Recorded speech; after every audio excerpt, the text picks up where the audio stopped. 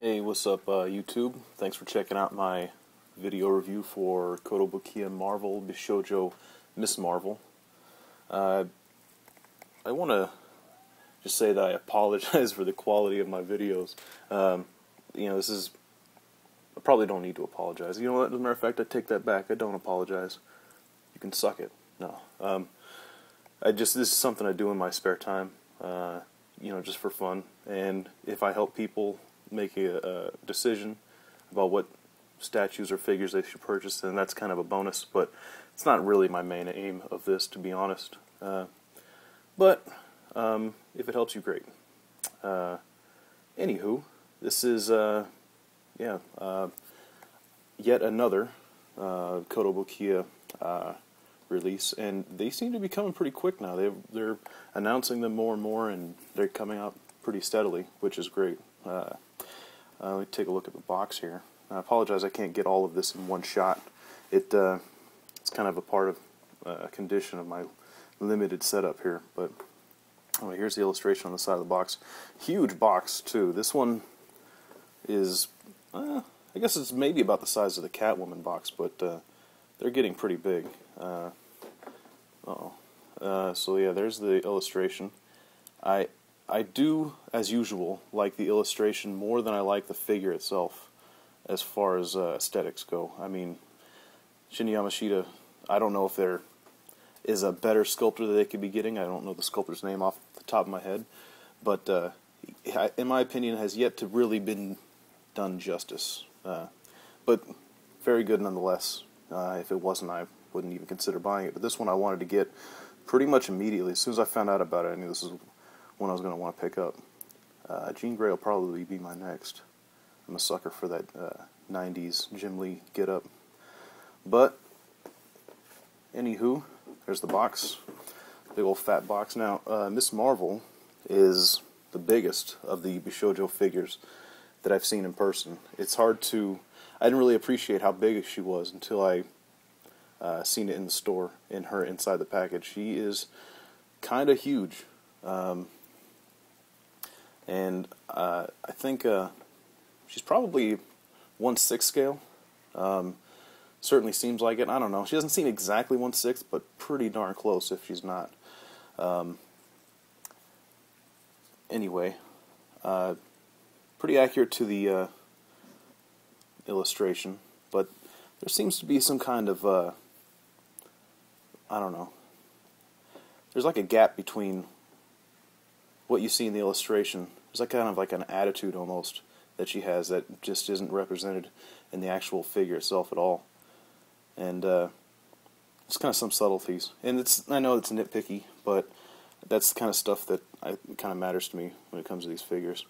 This one again was, I guess 1/6. That's pretty big. I'll show you a size comparison right quick here. Here she is with Phoenix.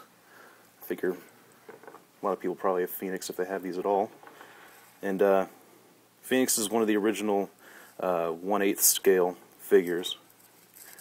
And her hair is tangled with the fire. There we go. And Miss Marvel just completely dwarfs her. I mean, it's not even... There's like no comparison. She's way bigger. Miss Marvel's listed as 1/7 scale. I think she's actually larger than that. And then of course, the comparison with the ubiquitous Marvel Universe figure, Cyclops. She's, obviously much bigger, of course. To give you some sense of scale, she's ginormous, which is great. I mean, the bigger the better as far as I'm concerned. And she is pretty big. So, anywho, $60 still for these ones. They still have yet to increase the cost, even though clearly they're putting more into them. Again, I apologize. I can't get all of this in the shot at once. There's the base itself. I didn't show it on the Catwoman video, but the base in this is filled in. It's not just an edge that she kind of sits on, which may matter depending on if you're going to what kind of display base you're going to put her on.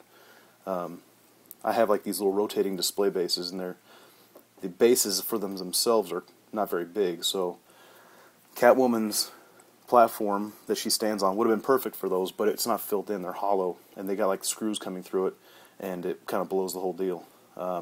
With her, though, she's got the filled-in base, and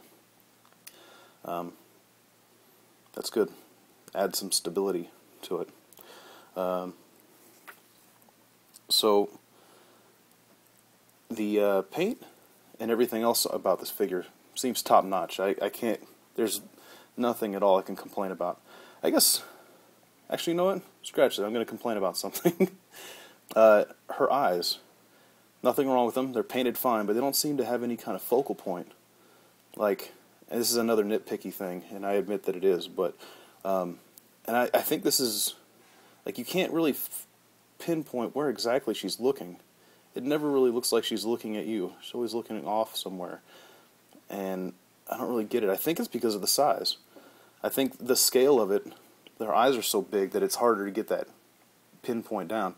A smaller scale figure like Phoenix. I mean, Phoenix looks like her focal point's about there.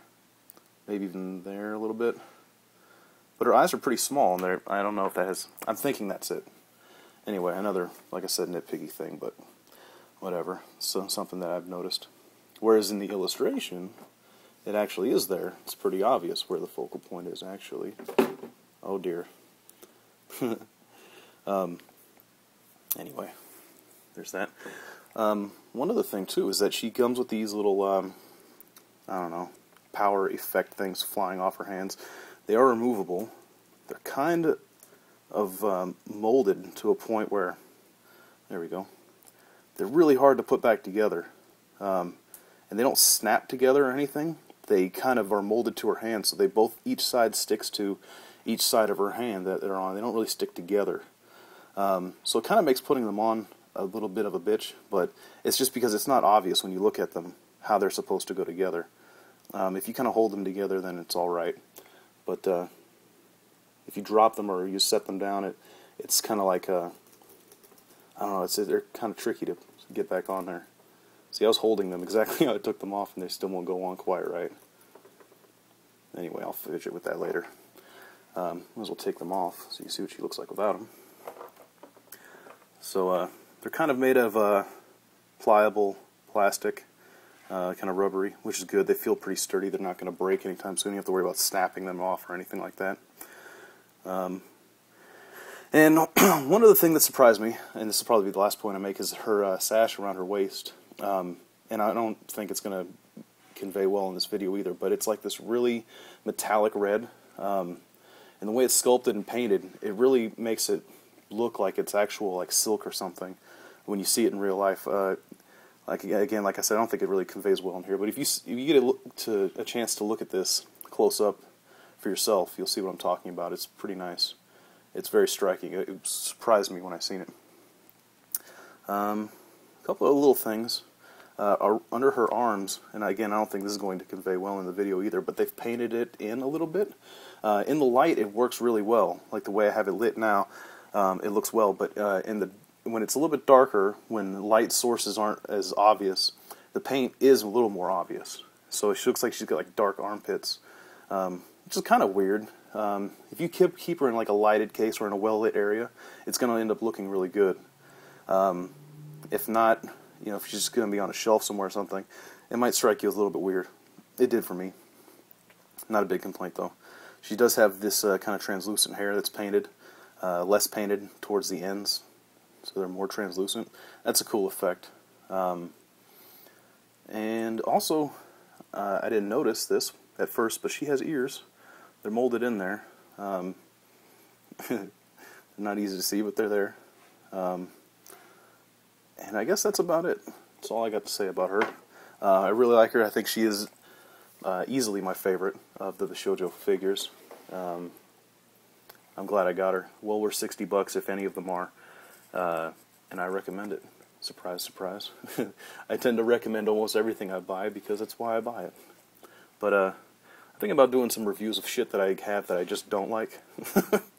Because that would be fun. It's always funner to say how crappy something is as opposed to give it compliments. So I might do that later. But at any rate, I recommend this one. If you're going to pick up these, if you're interested in Miss Marvel at all, get it. You won't be disappointed. It's very awesome. Thanks for watching.